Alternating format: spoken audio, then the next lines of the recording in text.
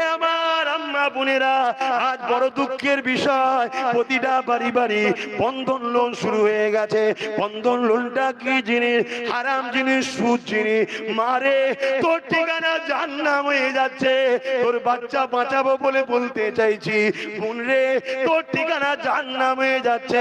তোর ভাই বাঁচাবার জন্য বুঝাচ্ছি, তোর এই সুদের বিষয়ে বলতে গিয়ে মা বোন রে, আমার দুশ্মন কিন্তু এই সুদখোররা হতে লেগেছে।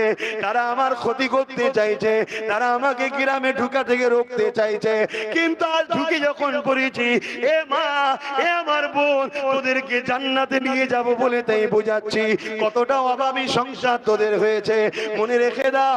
হযরতে ফাতেমা জাহরা বাড়িতে এমনও দিন গেছে, একদিন নয়, দুদিন নয়, তিন দিন রোজা রেখেছিল। সেরি তো পানি, ইফতারেও শুধু পানি।